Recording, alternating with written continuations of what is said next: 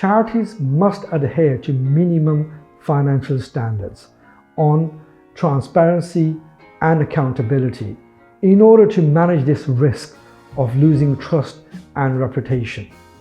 These standards, they cover how you manage your finances, how you record your finances, how you report your finances, and how you make decisions using these finances. The risk is devastating because you have a situation where you might face fraud, loss of funds, error, become an inefficient organization, your income starts dropping. So it's important that these standards are adhered to for this reason. Within Dua governance, we have developed a comprehensive financial standard for charities.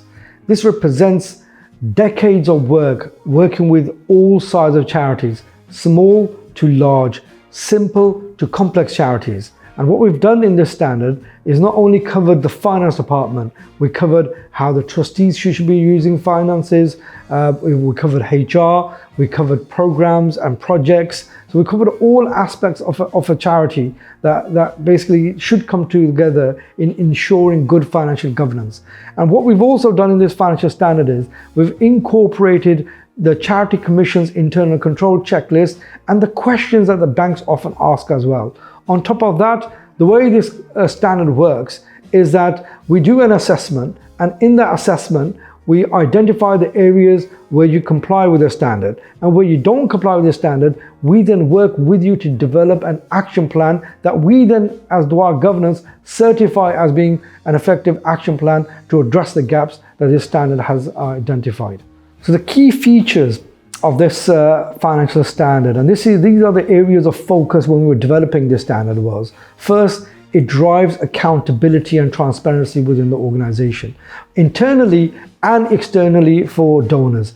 Secondly, and importantly, it protects zakat and sadaqah money. So those funds that have a spiritual value attached to them or religious duty attached to them. Another thing is that this standard is very simple to follow, and it's professional, and it basically caters for 4 different sizes of charities. Charities up to £250,000, charities up to £1 million, up to £10 million, and above £10 million. So for all different sizes of charities, it's very specific. So it becomes a relevant standard. It's not one general standard that's generally applied on any charity. We actually went through a thought process to make sure that the size of the charity and the context of the charity is taken account when it's being assessed against this standard.